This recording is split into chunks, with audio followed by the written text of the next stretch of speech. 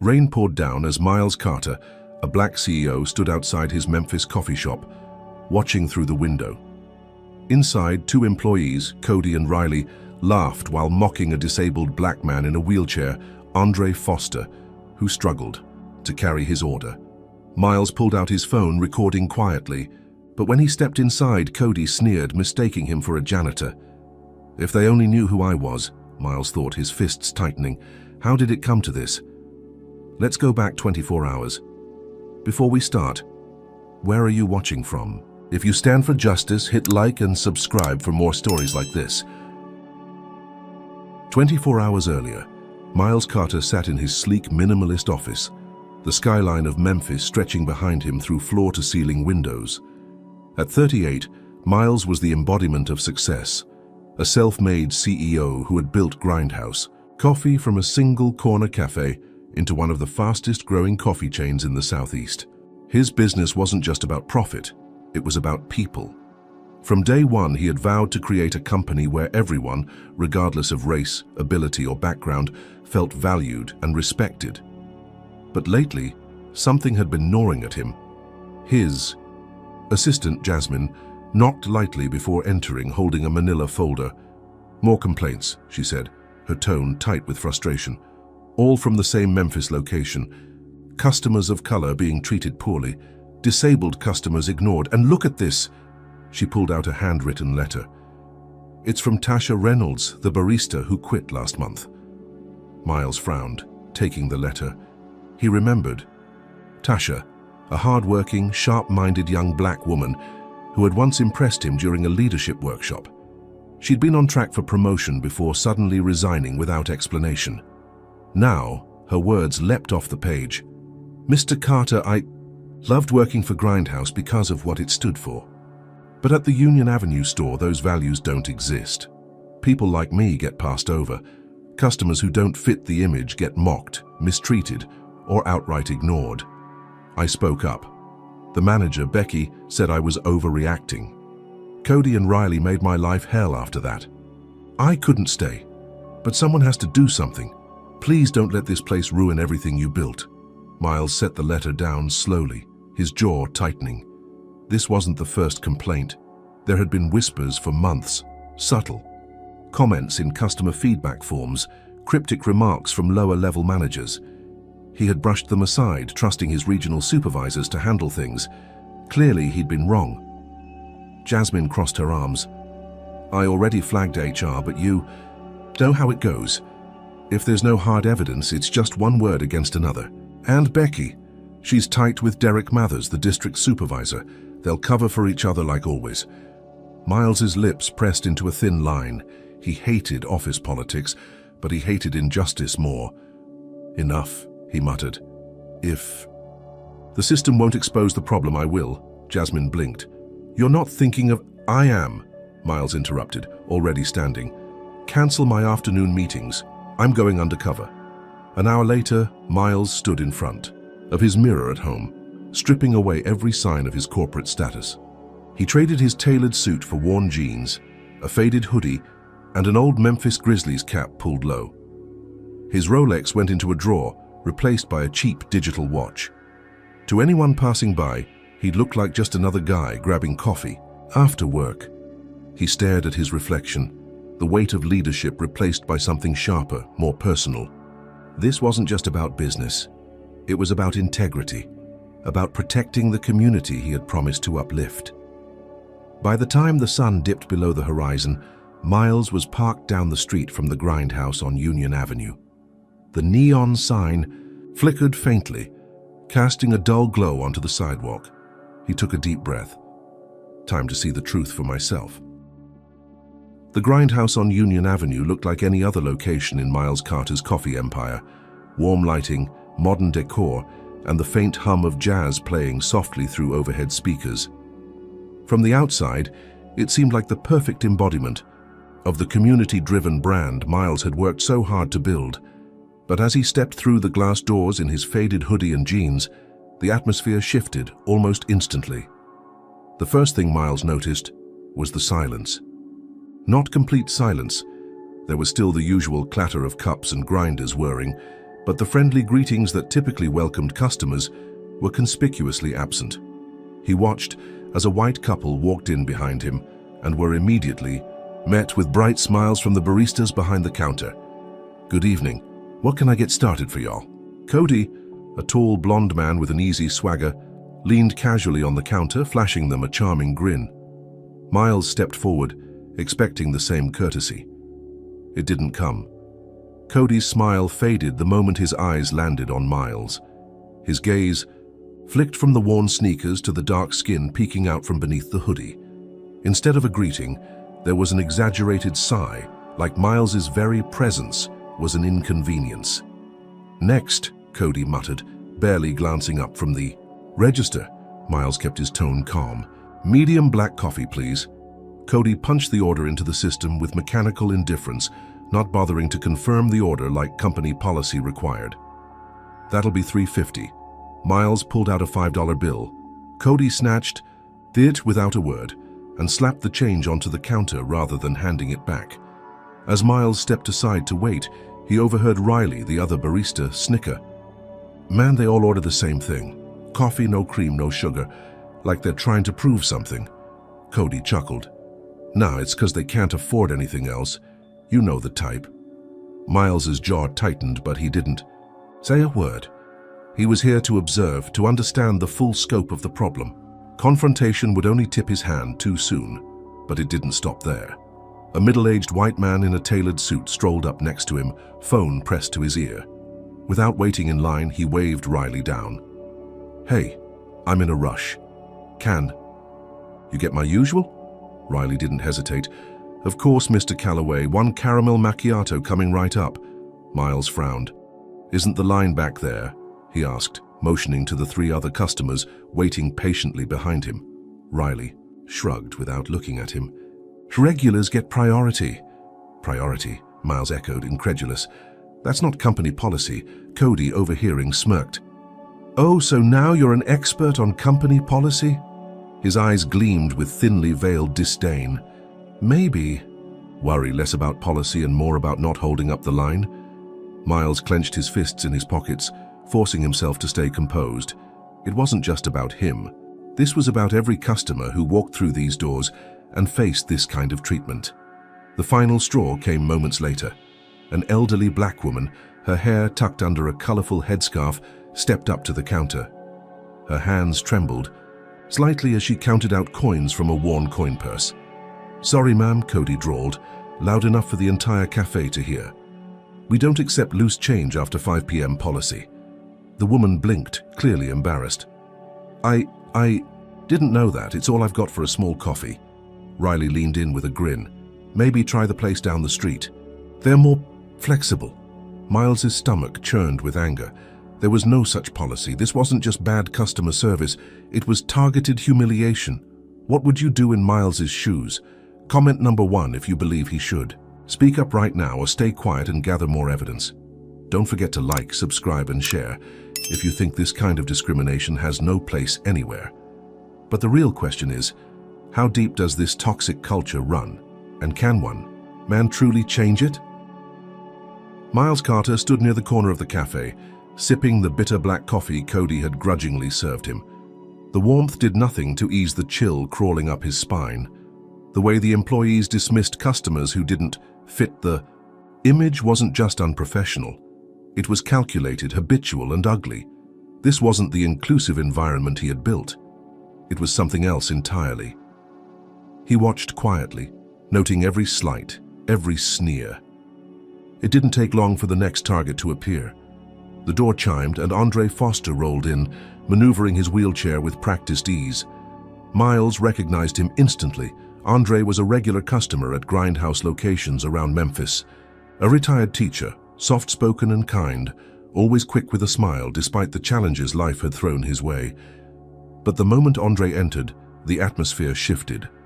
Cody spotted him first, his lips curling into a cruel grin. He elbowed Riley. "Heads up, it's Wheelie again," Riley snorted.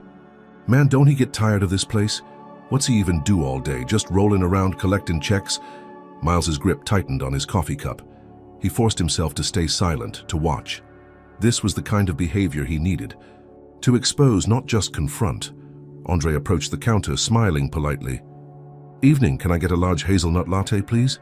Cody leaned over the register, his tone dripping with fake enthusiasm. "Sure thing, boss." "You want us to pour it into a sippy cup so you don't spill it on those fancy wheels?" Riley burst out laughing, slapping the counter for emphasis. Andre's smile faltered, but he didn't rise to the bait. "Just the latte, thanks." Cody shrugged, punching the order into the register with deliberate slowness. The line behind Andre grew, but neither barista seemed to care. Instead, they continued their whispered jokes, loud enough for anyone nearby to catch fragments. "Bet he takes 20 minutes just to get back to his car. Think he'll ask for help again?" "'Cause I'm fresh out of pity today." Miles's heart pounded in his chest. He wanted to step in, to shout, to remind them who he was and what this company stood for. But he held back. A public confrontation wouldn't solve the deeper problem. He needed undeniable proof, something that couldn't be brushed off as misunderstanding or just joking around. Andre paid and rolled to the pickup counter, his expression carefully neutral. He'd been through this before, Miles realized. This wasn't new, this was routine. The coffee came, but not without one final insult. Riley placed the cup near the edge of the counter, just out of Andre's reach. "There you go," Riley said, with a mockingly sweet smile. "Hope you got long arms, bud." Andre's jaw tightened. Slowly, methodically, he maneuvered his chair closer and stretched to grab the cup. His fingers brushed the edge, and Riley's hand accidentally bumped the cup, knocking it over. Hot coffee splashed across the counter and dripped onto Andre's lap. "Oops," Riley drawled, feigning surprise. "Guess you weren't quick enough." The cafe went silent. Andre froze, the hot liquid soaking into his jeans. For a moment it looked like he might say something, but instead he exhaled quietly, pulled a napkin from the dispenser, and began. Wiping his legs, Miles had seen enough. He stepped forward, voice calm but cold. "Clean that up now." Cody blinked, caught off guard. "What's it to you, man?" Miles didn't flinch. "I said clean it up." Riley scoffed. "Chill out, dude. It's not like it burned him. He's fine." Andre met Miles's eyes, a silent plea for peace. "Don't make it worse," the look said. But for Miles, silence wasn't an option anymore. He'd come here to understand the problem. Now he understood it all too well. He stepped back, pulled out his phone, and snapped a photo of the mess on the counter. Cody's expression darkened. "What the hell you doing? You can't take pictures in here." Miles smiled coldly. "Actually, I can, and I will. Because this," he gestured to the spilled coffee, to Andre's soaked lap, to the smirking employees. "This ends today." The baristas exchanged uneasy glances, sensing the shift in power, but not yet understanding its full weight. Andre, still wiping his legs, looked up at Miles. "It's not worth it," he murmured. "It never is." Miles's jaw tightened. Maybe it wasn't before, but it is now. He turned on his heel and walked out, the bell above the door jingling in his wake. Outside, standing in the cool evening air, Miles glanced at the photo. On his phone, the damning image of cruelty and indifference. This wasn't just about Grindhouse anymore, this was about principle, about justice, and he was done watching from the sidelines. Miles Carter didn't sleep that night. The image of Andre Foster wiping hot coffee off his lap, while Cody and Riley laughed, haunted him. The photo he'd taken sat glaringly on his phone screen, a stark reminder of everything his company was not supposed to be. He scrolled through the Grindhouse website, reading the mission statement he had written himself years ago. A space for everyone, built on respect, community, and integrity. What a joke, he thought bitterly. By sunrise, Miles had made up his mind. Enough observation, enough patience, it was time to confront the problem head-on. He walked into the Union Avenue store just after the morning rush, wearing the same worn hoodie and jeans from the night before. This time, he wasn't just an observer, he was a CEO on a mission. Cody was at the counter, chatting with Riley while wiping down the espresso machine. Both froze when they saw him. "Back already?" Cody sneered. "What didn't get enough pity tips yesterday?" Miles didn't react. He simply pulled out his phone. the photo of the spilled coffee and Andre's soaked lap already queued up.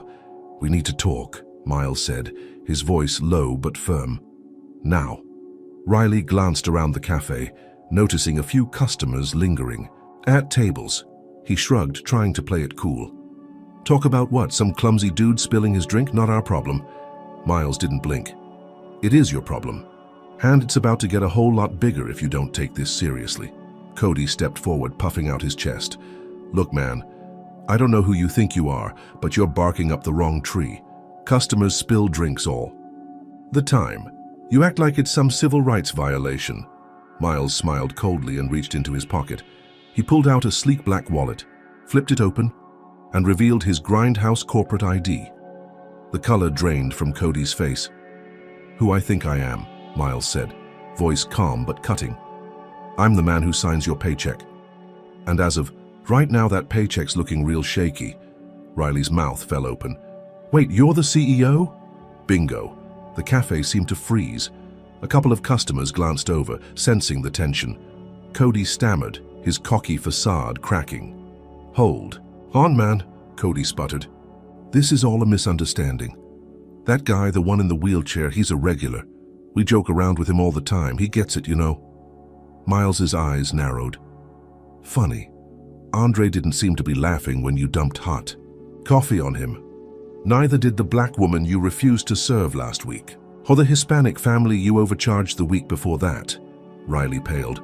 "How do you—" "I've been watching," Miles interrupted. "Listening, documenting. And now, I'm here to make it right." For a brief moment, it seemed like the conversation was over. Cody shrank back, realizing the weight of what he was up against. Riley muttered something under his breath and turned away. But then, the store manager, Becky, appeared from the back. A stout woman in her 40s with sharp eyes and an even sharper tongue, Becky had built a reputation for running a tight ship. "What's going on here?" Becky snapped, eyeing Miles suspiciously. Cody recovered quickly, the familiar arrogance returning to his posture. "This guy's trying to pull rank, Becky. Says he's the CEO or something." Becky's gaze flicked to Miles's ID, her lips curled into a knowing smirk. Well, well," she drawled, crossing her arms. "Mr. Big Shot himself. Guess you finally crawled out of your fancy office to see how the real world works." Miles's patience snapped. "This is the real world, Becky. A world where your employees mock disabled customers, refuse service based on race, and turn my company into a breeding ground for hate. And you let it happen." Becky didn't flinch.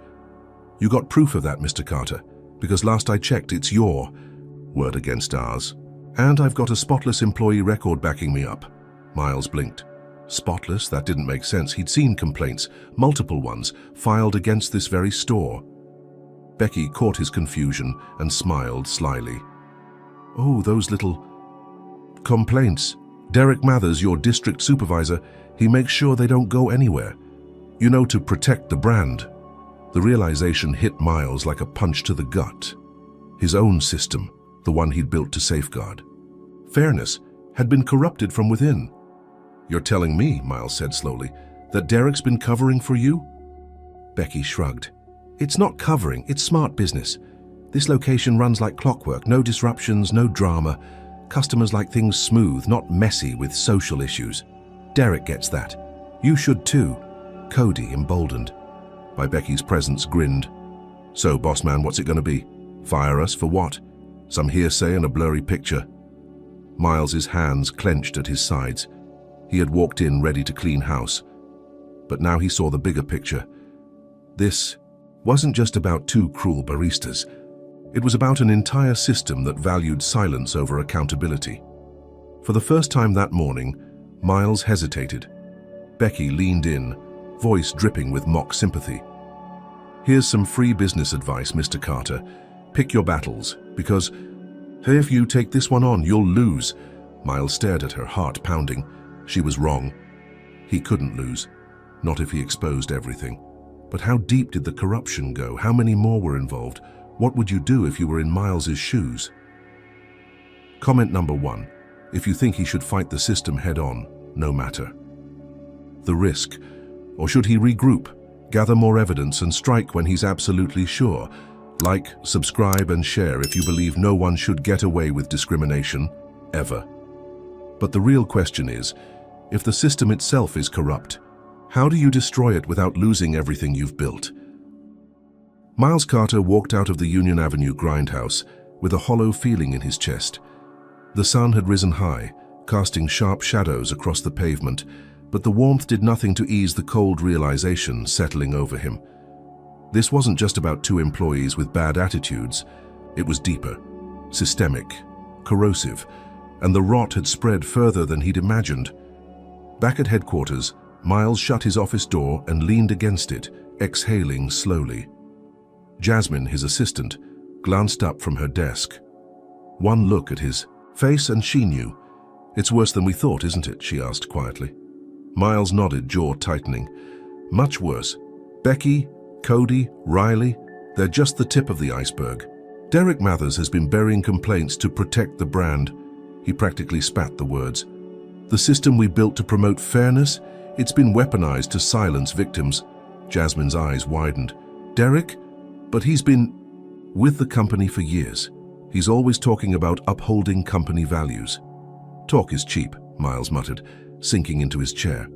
He opened his laptop and pulled up the internal complaint system. "Let's see just how many voices Derek tried to erase." They worked in silence, combing through digital records. At first glance, everything seemed clean, too clean. But Miles knew how systems worked. When people wanted to hide something, they didn't delete it. They buried it under layers of bureaucracy. Finally, Jasmine leaned over his shoulder, pointing at a pattern. "Look here. Every complaint flagged as unsubstantiated came from the Union Avenue store or one of Derek's other districts. Same wording, same resolution. No actionable evidence found, case closed. It's copy-pasted." Miles's fingers tightened around the mouse. "How many?" 37 complaints in the past 6 months, Jasmine whispered.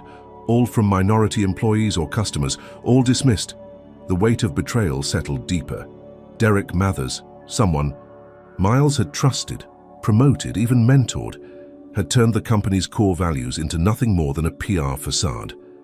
Miles closed his eyes, fighting the urge to slam his fist against the desk. He'd built Grindhouse to be different, a safe space, and now it was no better than the corporate giants he'd once criticized. "Pull up the personnel files," Miles said, voice tight. "I want to know who else is involved. If Derek's covering for Becky, he's not working alone." Jasmine nodded, fingers flying across the keyboard. Within minutes, they had a web of connections mapped out. Cody was Becky's nephew. Riley was dating another manager at a nearby store, also under Derek's district. Promotions had flowed through this circle like clockwork, while minority employees were consistently passed over or pushed out. And then there was Tasha Reynolds.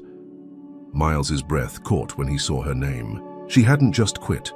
Her resignation had been filed alongside a complaint of racial discrimination, one that Derek had personally marked as resolved. No follow-up, no investigation. Jasmine glanced at him. "Do we reach out?" Miles didn't hesitate. "Now." 15 minutes later, Tasha sat across from him in the office conference room, arms crossed tightly over her chest. She looked wary, guarded. The fire he remembered from her training days dimmed, but not extinguished. "I didn't expect to hear from you," she said, her voice flat. "Figured corporate wrote me off just like they did my complaint." Miles leaned forward, elbows on the table. "Tasha, I had no idea. If I had known—" "But you didn't, did you?" she interrupted, eyes sharp. "Because people like Derek make sure the truth never reaches the top. It's easier to protect profits than people." Miles swallowed the bitter truth. "Tell me everything, from the beginning." And she did. Tasha had been a rising star, exactly the kind of employee Miles envisioned leading his stores one day. But when she spoke up about Cody's treatment of black customers, the backlash was swift. Shifts were cut. Performance reviews suddenly dipped without explanation. Becky, ever the opportunist, painted her as difficult and disruptive. And Derek? He nodded along, quietly ensuring every door to advancement slammed shut.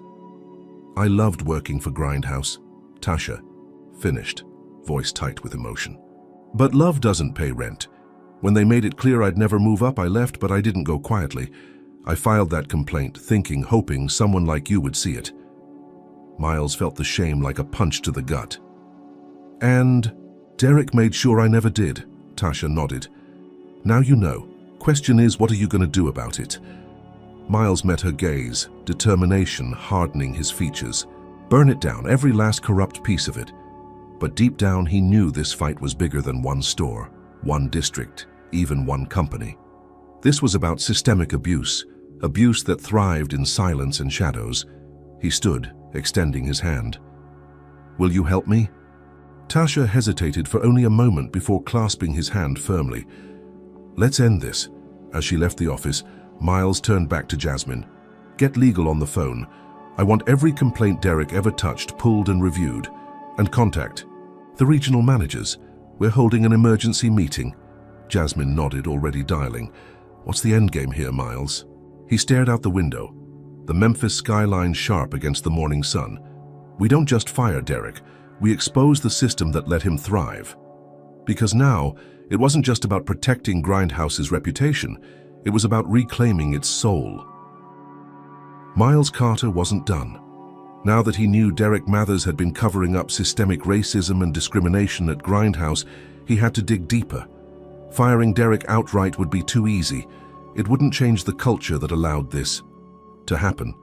If he wanted real change, he needed undeniable proof that the corruption ran deeper than just one bad executive. So for the second time, he went undercover. This time, he ditched the hoodie and jeans and dressed as a maintenance worker, an old uniform from his early days when he first opened the company.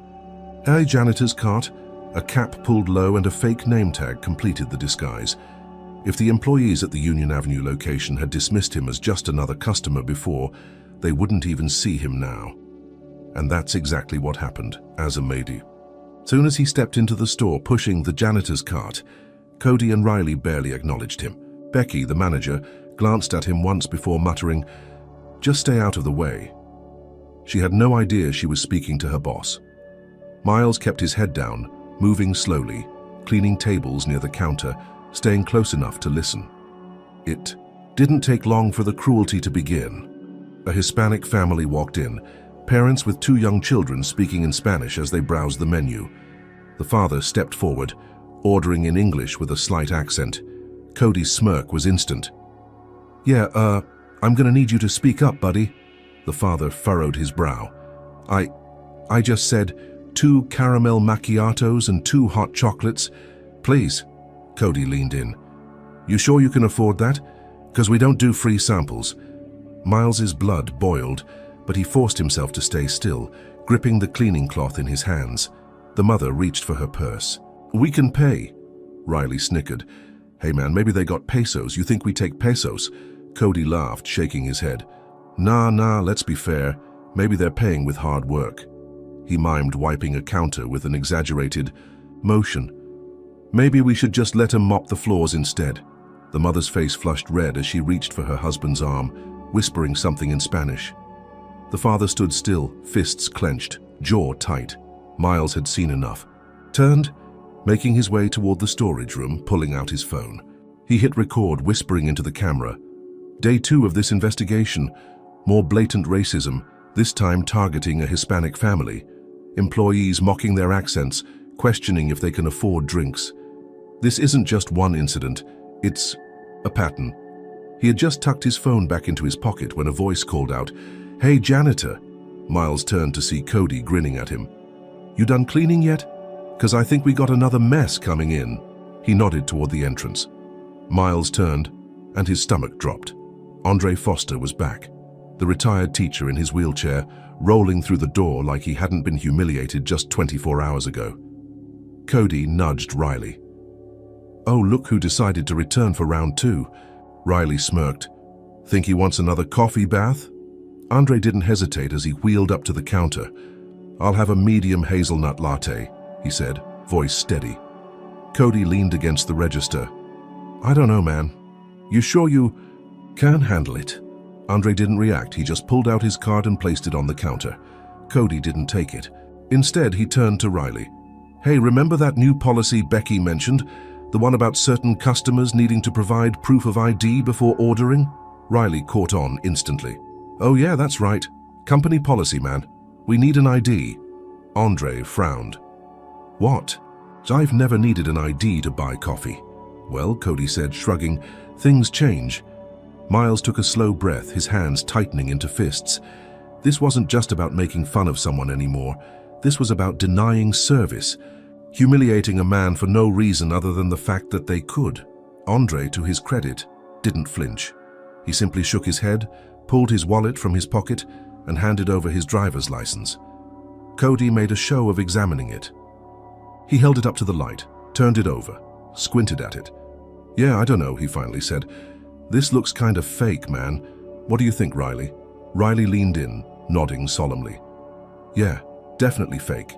No way a guy like him is driving anywhere, Andre exhaled sharply. Are you serious? Cody grinned. Dead serious. Miles had had enough. He strode forward, no longer playing the role of janitor. You're going to serve him, Miles said, voice low and firm. Right now. Cody turned, confused, then smirked. Oh, the janitor's got opinions now? Becky stepped out from the back, frowning. What's the problem? Miles ignored her. He reached into his pocket, pulled out his phone and hit play. The recording of Cody and Riley mocking the Hispanic family filled the air, every slur, every insult, crystal clear. The cafe went silent. Customers turned. Heads snapped toward the counter. Cody's face drained of color. Riley took a step back. Becky's expression barely flickered. You can't record employees without permission, she said stiffly. Miles smiled coldly. You'd be right if I were just another customer.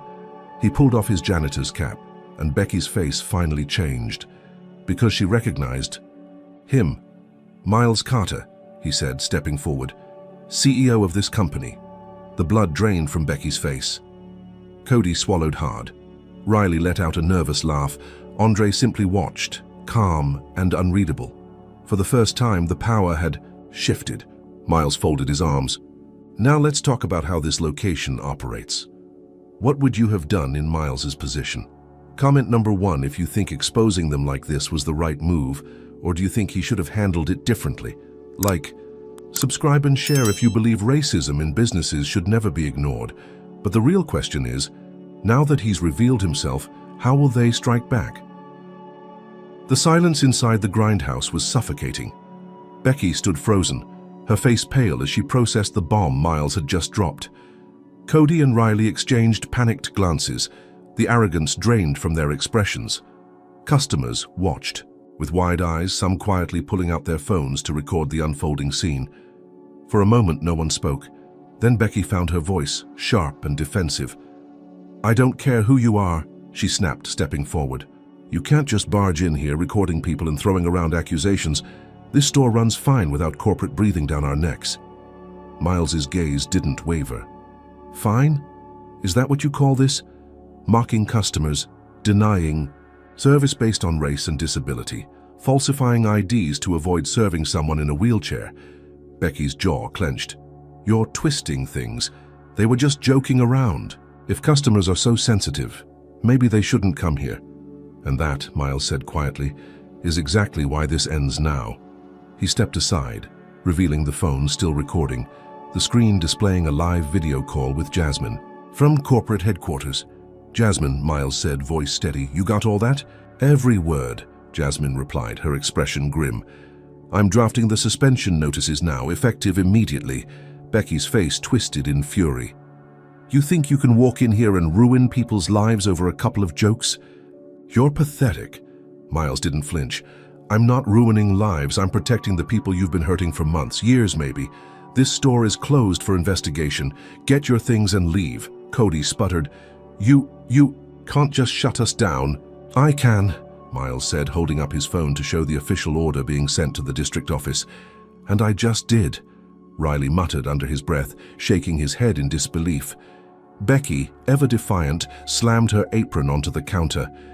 You're gonna regret this, she hissed, jabbing a finger at Miles. You think you're untouchable, but you're not. You just made a lot of enemies. With that, she stormed out, Cody and Riley trailing behind her. The cafe was eerily quiet as the doors swung shut behind them. Andre, still seated by the counter, glanced at Miles. "You sure you're ready for what comes next?" Miles nodded, but deep down he couldn't ignore the gnawing unease in his gut. He'd won this battle, but Becky's words lingered like smoke in the air. "You just made a lot of enemies." He didn't have to wait long to find out what she meant. That night, as Miles drove home, headlights appeared in his rearview mirror. Bright, aggressive, tailing him too closely. He switched lanes, the car followed, he frowned, muscles tensing. Coincidence? The other driver sped up, swerving dangerously close to his bumper. Definitely not a coincidence. Miles's heart pounded. He wasn't about to lead them to his house. Thinking fast, he veered into a crowded gas station lot, pulling up beside the pumps. The pursuing car hesitated, then sped off into the night. Breathing hard, Miles sat still for a moment, gripping the steering wheel. His phone buzzed. A text from an unknown number. "Back off, or next time we don't miss." Miles stared at the screen, cold dread settling in his chest. This wasn't just about a toxic store culture anymore. He'd stirred something deeper, something uglier. And whoever was behind it wasn't going to let him dismantle their power without a fight. By the time he got home, exhaustion weighed heavily on him, but sleep didn't come easily. His mind raced, replaying the day's events, calculating the risks. The next morning it got worse. Miles arrived at headquarters to find Jasmine already waiting, her face tight with worry. "Your car," she said, pointing to the garage. He hurried over and stopped cold. The side of his SUV had been spray-painted in bold red letters, "Rat." Nearby, one of the tires was slashed, the rubber sagging against the pavement. Miles exhaled slowly, the anger burning hotter than the fear. "This is retaliation," Jasmine said, voice trembling. "We need to call the police." Miles shook his head. "Cops won't do much, not unless we tie this to something bigger." He turned to Jasmine, jaw set. "Get Tasha on the phone. I need every file, every complaint Derek ever covered up. If they want a war, they've got one." But deep down, Miles knew this fight was far from over. He had exposed the corruption at one location, but now the system was fighting back. And the real question was, how far were they willing to go to protect their power? Miles Carter sat in his office, staring at the threatening text still glowing on his phone screen. "Back off, or next time we don't miss." It wasn't just a warning. It was a declaration of war. Becky's words echoed in his head. "You just made a lot of enemies." He had exposed the toxic culture at the Union Avenue grindhouse, but that was just one location. The retaliation, his vandalized car, the shadowy tail that nearly ran him off the road, proved the problem was much bigger. Derek Mathers, the district supervisor, had clearly built more than just a network of complicit managers. He'd built protection. Miles couldn't take them down with words alone. He needed irrefutable proof that couldn't be brushed aside as misunderstandings or overreactions. That's when an idea struck him. He picked up the phone and called Andre Foster, the disabled teacher who had been humiliated by Cody and Riley. "Andre," Miles said, skipping pleasantries, "how far are you willing to go to make sure this never happens to anyone else?" Andre didn't hesitate. "Whatever it takes." 2 days later, the plan was in motion. Andre agreed to return to the Union Avenue store, wearing a discreet body camera provided by Miles's legal team. The goal was simple: document the discrimination in real time, from start to finish. Jasmine had ensured the cafe reopened under temporary management while the investigation was pending, but Cody and Riley, thanks to Becky pulling strings with Derek, were still technically employed, though on probation. "Probation," Miles muttered bitterly, "for harassment and racism. Unbelievable." Andre rolled into the cafe during the midday rush, his camera streaming live to a secure feed. Miles, Jasmine, and Tasha watched from a laptop in Miles's office, tension thick in the air. The moment Andre approached the counter, Cody's face twisted into a sneer. "Back already?" Cody drawled, folding his arms. "Thought you'd learned your lesson." Andre's voice remained steady. "Medium hazelnut latte, please." Riley leaned on the counter, fake sympathy dripping from his tone. "Oh, look at him. Real brave." "Huh? Bet he's recording us again." "What, trying to get another pity payday?" Cody laughed. Yeah, go ahead, roll in here like you own the place. We ain't scared of no lawsuit. Andre didn't react, just held out his card.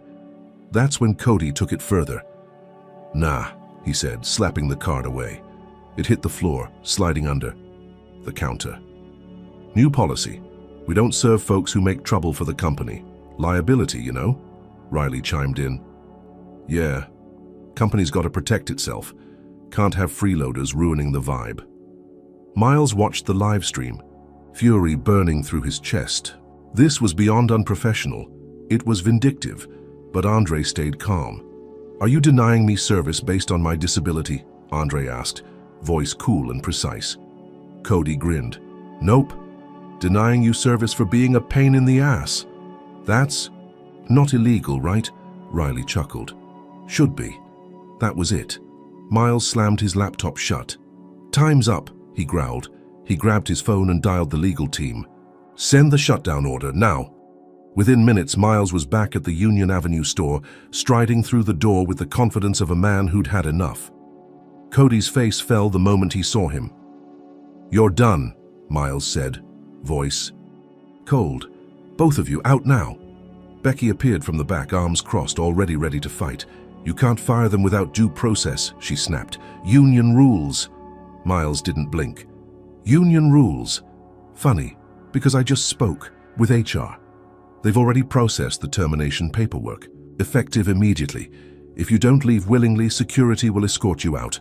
Cody sputtered. You can't do this. Watch me, Miles shot back. Andre, still filming, turned the camera toward Becky. And you, Miles continued, pointing at her. Your protection's gone. Derek's under internal investigation. Every complaint you covered up is being reopened.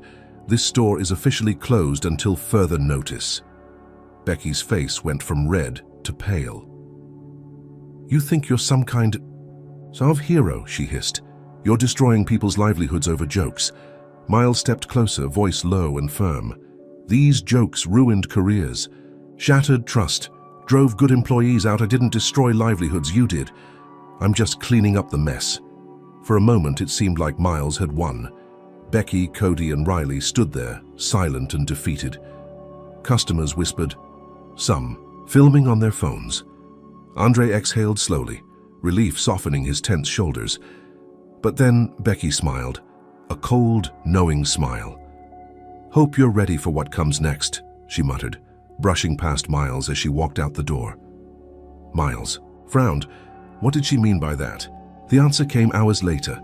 Jasmine burst into Miles's office, eyes wide with panic. Corporate just got hit with a lawsuit, she gasped. Becky, Cody, and Riley, they're suing you personally for defamation and wrongful termination. Miles froze. What? Jasmine shoved a stack of papers onto his desk. Look at this. It's coordinated. Derek's name is all over the filing. They're claiming you fired them without due cause, violated company policy, and tarnished their reputations. They're asking for 6 figures each in damages. Miles sank into his chair, disbelief crashing over him like a wave. He had done everything by the book, collected evidence, followed HR protocols. But Becky had been right about one thing. He'd made enemies. And now those enemies were using the system against him. It wasn't just a personal attack, it was a message. You can't win. What would you do if you were in Miles's position? Comment number 1. If you believe he should fight the lawsuit head-on, no matter the cost, or should he settle quietly to protect the company? Like, subscribe, and share if you think standing up to injustice is worth every risk. But here's the real question. If the system itself is weaponized against justice, how do you beat it without losing everything? Miles Carter sat in his office, the lawsuit papers spread out like a crime scene before him. Becky, Cody, Riley, they were suing him, not the company. Him. Personal liability, 6 figures each.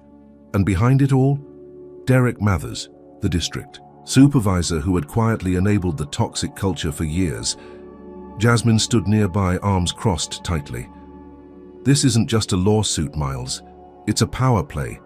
Derek's protecting his people and trying to take you down in the process. If they win, your reputation's toast. Even if they lose, the smear alone could damage Grindhouse. Miles leaned back, rubbing his temples. He'd anticipated retaliation, but this, It was calculated, ruthless, designed to bleed him dry. Not just financially, but mentally. "We fight," he said finally, "but not on their terms, on ours." Jasmine blinked. "How? It's their word against yours. Even with the footage Andre got, they'll argue it was contextual and claim wrongful termination." Miles's lips curled into a grim smile. "We don't just fight the lawsuit. We expose the system that enabled them. Publicly, loudly, and permanently." He picked up the phone and dialed Tasha Reynolds, the former Grindhouse employee whose complaint Derek had buried. "Tasha," Miles said without preamble, "are you ready to take them down?" Her answer came without hesitation. "Tell me where to start." Within hours, the plan was in motion.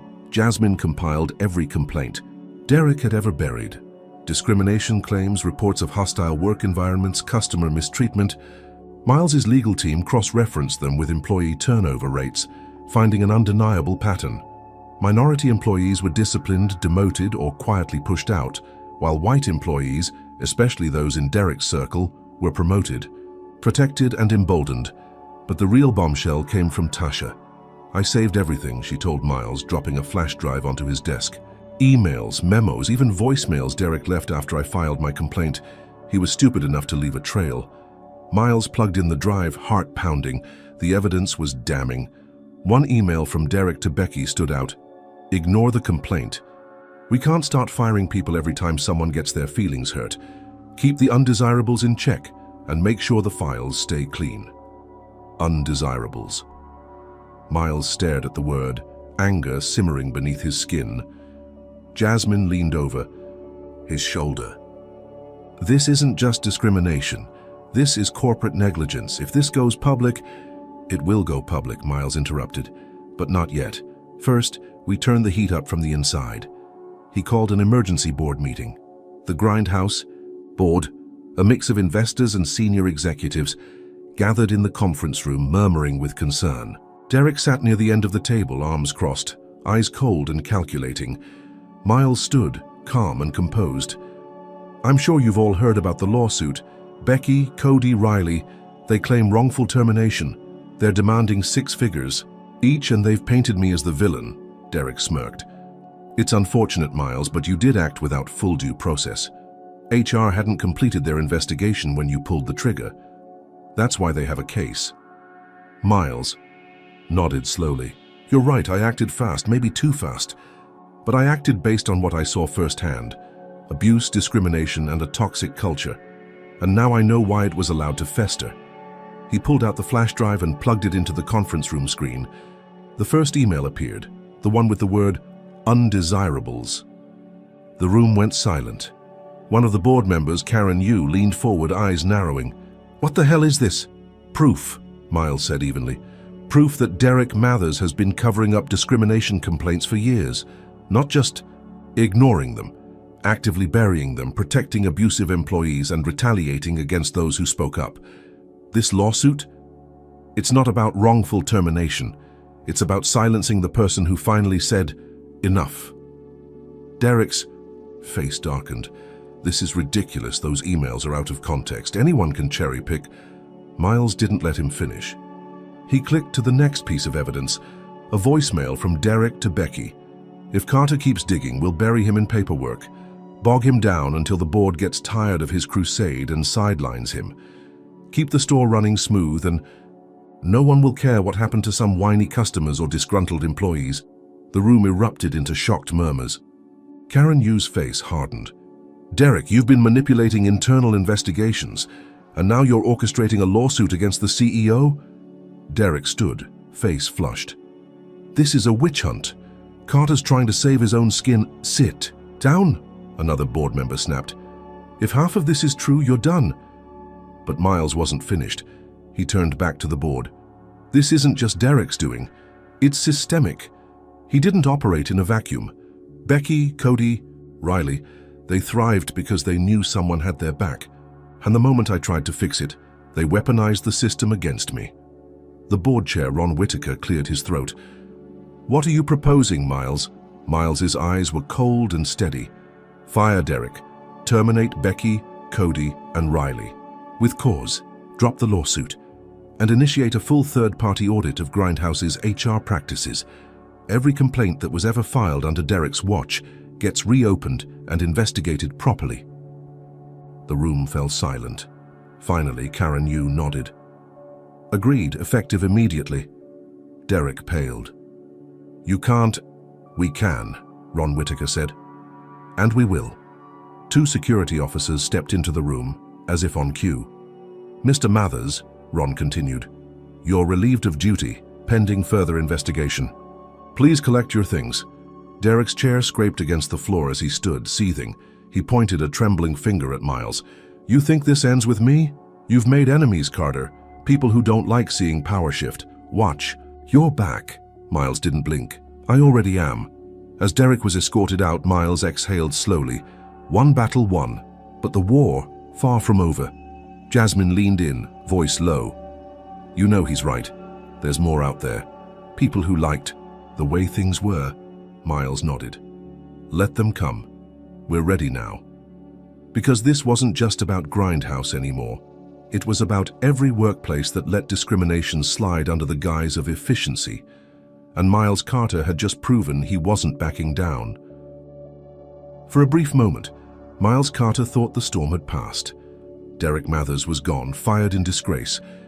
Becky, Cody, and Riley were officially blacklisted from Grindhouse, and the lawsuit against him had been dropped once the board saw the damning evidence. The toxic culture he'd uncovered was being dismantled piece by piece, but peace was short-lived. 2 days after Derek's termination, Grindhouse's social media accounts were flooded with negative reviews. Not from real customers, but from anonymous accounts posting eerily similar messages.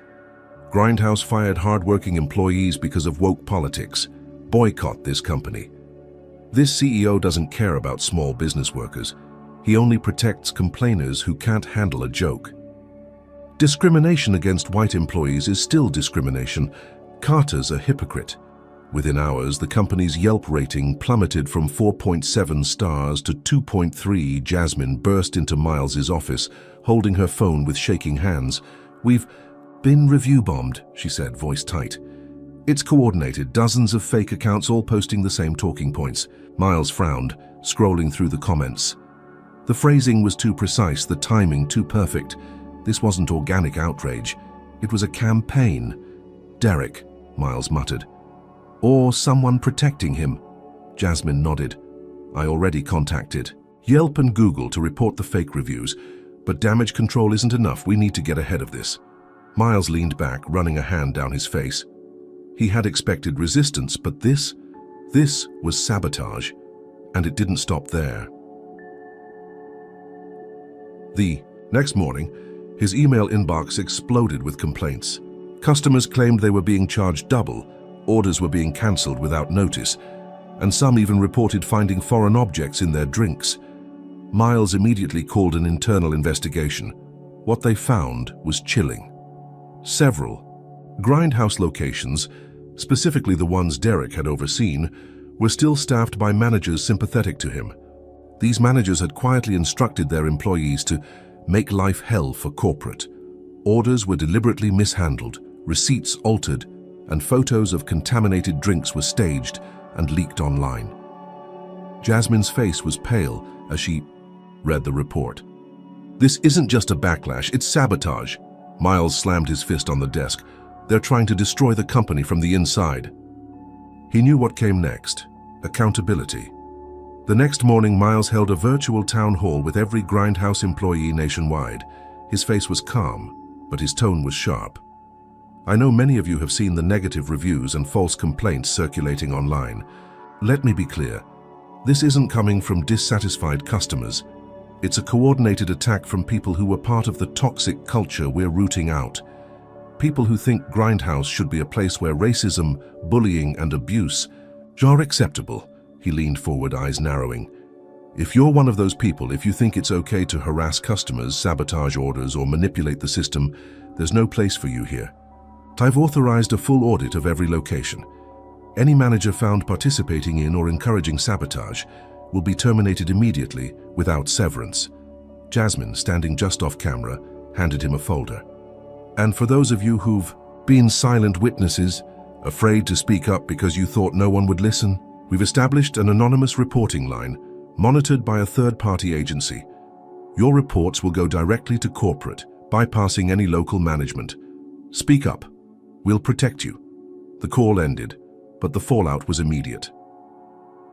Within hours, anonymous tips poured in. Employees, many who had stayed quiet out of fear of retaliation, came forward, exposing managers who had covered for Derek's circle. One message stood out. It was from an employee named Marissa, a shift supervisor, at a grindhouse location 2 states away. Mr. Carter, I didn't know who else to tell. Our district manager told us to lose minority applicants' resumes and prioritize culture fits, code for white hires. He said it came straight from the top. I didn't think he meant Derek Mathers until I saw the news about his firing. I'm sorry I didn't speak up sooner. Please don't let this continue. Miles read the message twice, disbelief washing over him. This wasn't just about Derek. His influence had spread, further than Miles had imagined, infecting multiple districts. Jasmine leaned in, face pale. This wasn't just one bad apple. It's a network. Derek might have been the ringleader, but there are still people pulling strings. Miles nodded slowly, realization settling over him like a lead weight. We didn't just cut off the head of the snake, he muttered. We stirred the whole nest. The backlash was no longer just about protecting Derek's reputation. It was about preserving a culture that thrived on exclusion and abuse, one that saw Miles's reforms as a threat. And now they were fighting, back with everything they had. But Miles wasn't backing down. He picked up his phone and dialed Tasha. Get the legal team, he said, voice cold and sharp. We're not just fighting Grindhouse's battle anymore. We're taking this public. Every name, every incident, every system failure. If they wanted war, they had it. Because now, it wasn't just about Grindhouse's survival. It was about justice. And Miles Carter was done playing defense. Miles Carter didn't sleep that night. The anonymous tip from Marissa confirmed his worst fear. Derek Mathers hadn't been acting alone. His influence had spread like a virus, infecting multiple districts, managers, and hiring practices across the company. This wasn't just a grindhouse problem. It was systemic, deliberate, and deeply entrenched. By sunrise, Miles was back in his office, the city skyline stretching behind him as he stared at a whiteboard covered in notes, connections, and names. Jasmine stood nearby, phone in hand, reading updates from the investigation team. We've confirmed at least 9 district managers tied to Derek's circle, she said grimly. They were enforcing unspoken policies, rejecting minority applicants, covering up complaints and protecting abusive employees. Some even pushed out managers who didn't fit the culture. Miles exhaled slowly, fists clenching at his sides. How the hell did this happen under my nose? Jasmine's eyes softened. Because they knew how to hide it. They used Grindhouse's own system against itself, shuffling complaints, falsifying reports, and covering for each other. It was never about one store or one district. It was an entire network built on silent complicity. Miles nodded, jaw tightening. Then we don't just fire them, we expose them publicly, permanently. He picked up the phone and dialed Tasha Reynolds, the former employee whose complaint Derek had buried. Tasha, Miles said without preamble, are you ready to go public? Tasha's voice was steady. I've been ready since the day they pushed me out. Within hours, Miles organized a press conference, not a quiet internal announcement, but a full-blown media event. Local and national news stations received invitations. The backdrop was Grindhouse headquarters, with the company logo standing tall behind the podium. As reporters gathered, murmuring among themselves, Miles stepped up to the microphone, his face hard and unyielding. Jasmine stood to his left, Tasha to his right. Behind them, several current and former Grindhouse employees who had faced discrimination, Black, Hispanic, Asian, disabled, stood together, arms crossed, eyes fierce. Miles cleared his throat, the chatter dying instantly. Good morning, he began, voice steady but cold. My name is Miles Carter. I'm the CEO of Grindhouse Coffee, and today I'm here to tell you the truth. No spin, no corporate jargon, just facts. He paused, letting the weight of his words settle. For the past several months, I've been investigating allegations of discrimination and harassment within my company. What I discovered was worse than I imagined. A network of managers and supervisors, led by former district supervisor Derek Mathers, systematically targeted employees and customers based on race, disability, and socio-economic status. Complaints were buried, promotions were denied, good people were pushed out while abusers were protected. Reporters' pens flew across notepads, cameras clicked furiously. Miles continued, voice rising. This wasn't an accident. It was deliberate, coordinated, and it thrived because silence and fear kept it alive. That ends today. He gestured to Jasmine, who pulled up a large screen beside the podium. It flickered to life, displaying emails, memos, and internal reports. This is Derek Mathers instructing managers to lose minority applicants' resumes. The screen shifted. This is an email from a district manager encouraging staff to prioritize cultural fit, code for white hires. Another slide appeared. This is a falsified HR report dismissing a discrimination claim as unsubstantiated, even though witness statements were attached. Gasps rippled through the crowd. Tasha stepped forward, voice clear and strong. I worked at Grindhouse for 3 years. I loved my job until I spoke up. I reported racism, and instead of fixing the problem, they became the problem. My hours were cut, my promotion was cancelled, and eventually, I was pushed out. Derek Mathers made sure my voice was silenced, but he didn't count on one thing. She glanced at Miles, leadership that actually cares. Miles stepped back up. I won't lie to you. This is the hardest thing I've ever faced as a CEO. It would have been easier to sweep this under the rug, quietly fire a few people, and move on. But that's not leadership. Leadership means accountability. It means owning the failures and fixing them no matter how uncomfortable it gets. He held up a thick folder. As of today, Grindhouse is reopening every single complaint filed under Derek Mathers and his network. Third-party investigators will handle each case independently. Any manager found complicit will be terminated immediately and reported to the Equal Employment Opportunity Commission. We're also launching a $500,000 fund to support former employees who faced retaliation, including covering legal fees for anyone who wishes to pursue further action. Reporters shouted questions, but Miles held up a hand. One more thing, he said, voice dropping. This problem isn't unique to Grindhouse. It's everywhere. Restaurants, offices, schools. Silence lets it grow. So here's my challenge. To every CEO, every business owner, every HR department, audit your systems. Look deeper. Believe the people who come forward. He leaned closer to the microphone. If you're not actively fighting discrimination, you're enabling it. The crowd erupted. Cameras flashed. Behind the scenes, Jasmine's phone buzzed non-stop. Messages of support, tip-offs from employees at other companies, even outreach from civil rights organizations offering partnership, but not everyone was pleased. Later that evening, as Miles sat in his office reviewing the flood of emails, Jasmine walked in, face tight. You need to see this, she said, sliding her phone across the desk. It was a video, filmed on a shaky phone camera outside Grindhouse's Union Avenue location. A man in a dark hoodie spray-painted across the storefront windows. Carter's Coffee, only for the right people. He turned to the camera, pulling down his hood. Derek Mathers. The video cut off as he walked away, flipping off the camera. Miles stared at the screen, cold fury rising in his chest.